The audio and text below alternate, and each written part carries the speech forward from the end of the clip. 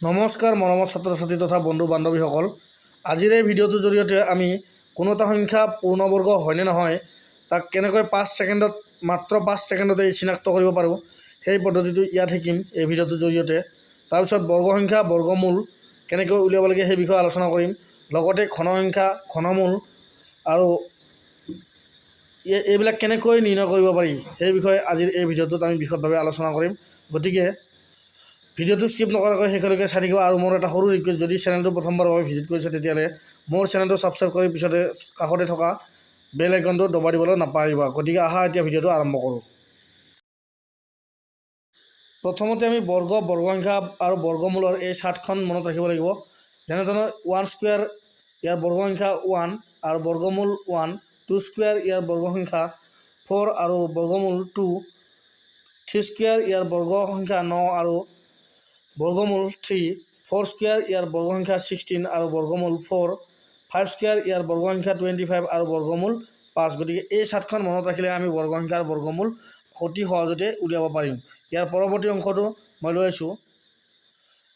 6 square ইয়াৰ বৰ্গ সংখ্যা হ'ব 36 আৰু বৰ্গমূল 6 বা 6, 7 স্কুৱেৰ ইয়াৰ বৰ্গ সংখ্যা 49 আৰু বৰ্গমূল 7, 8 স্কুৱেৰ ইয়াৰ বৰ্গ সংখ্যা 64 আৰু বৰ্গমূল 8, 9 স্কুৱেৰ ইয়াৰ বৰ্গ সংখ্যা 81 আৰু বৰ্গমূল 9 আৰু 0 স্কুৱেৰৰ বৰ্গ সংখ্যা সদায় 00 হয় আৰু বৰ্গমূল সদায় 0 হয়।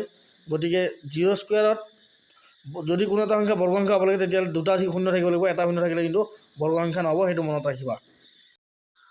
ইয়াৰ পৰৱৰ্তী সংখ্যাবিলাক লৈছোঁ আমি ঘন সংখ্যা, ঘন আৰু ঘনমূল। গতিকে 1ৰ কিউব মানে কিউব সংখ্যা 1 কিউব ইজিকেল 1 × 1 × 1 ইজিকেল 1 আৰু ইয়াৰ ঘনমূল হ'ব 1, 2 কিউব ইজিকেল 2 × 2 × 2 ইজিকেল 8 আৰু ইয়াৰ ঘনমূল হ'ব 2, 3 কিউব ইজিকেল 3 × 3 × 3 ইজিকেল 27 ইজিকেল আৰু ইয়াৰ ঘনমূল হ'ব 3, 4 কিউব ইজিকেল 4 × 4 × 4 ইজিকেল 64 আৰু ইয়াৰ ঘনমূল হ'ব 4, 5 কিউব ইজিকেল 5 × 5 × 5 ইজিকেল 125 আৰু ইয়াৰ ঘনমূল হ'ব 5। গতিকে এইবাৰ আমি ইয়াৰ পৰৱৰ্তী অংশটো চাম যিখিনি বাকী আছে। 6 কিউব ইজিকেল 6 × 6 × 6 ইজিকেল 216 আৰু ঘনমূল হ'ব 6, 7 কিউব 7 × 7 × 7 ইজিকেল 343 ইয়াৰ ঘনমূল হ'ব 7, 8 কিউব 8 × 8 × 8 ইজিকেল 512 আৰু ঘনমূল হ'ব 8, 9 কিউব 9 × 9 × 9 729 আৰু ঘনমূল হ'ব 9 আৰু 0 কিউব থাকিলে সদায় ঘন সংখ্যাত 000 আৰু ঘনমূলত 0 হ'ব। এইবাৰ লৈছোঁ, যদি কোনো এটা সংখ্যা বৰ্গ সংখ্যা হ'ব লাগে তেতিয়াহ'লে সংখ্যাটোৰ একক স্থানত সদায় 1, 4, 5, 6 বা 9 থাকিব লাগিব। আৰু যদি শূন্যান্ত সংখ্যা হয় তেতিয়াহ'লে তাৰ একক স্থান আৰু দশক স্থানৰ অংক দুটা সদায় শূন্য হ'ব লাগিব আৰু লগতে শতকৰ ঘৰৰ বা হাজাৰৰ ঘৰৰ অংকবিলাক সদায় একোটা বৰ্গ সংখ্যা হ'ব লাগিব। যেনেকুৱা মই ইয়াত দি দিছোঁ 100, 400, 900, 1600, 2500 এইবিলাক একোটা বৰ্গ সংখ্যা হ'ব।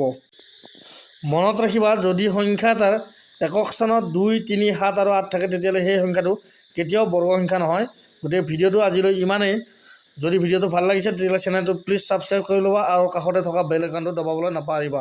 আমি আগলৈ ইয়াৰ পৰৱৰ্তী খণ্ড লৈ আহিম ঘন সংখ্যা আৰু ঘনমূল কেনেকৈ উলিয়াব লাগে। ধন্যবাদ। জয় আই অসম।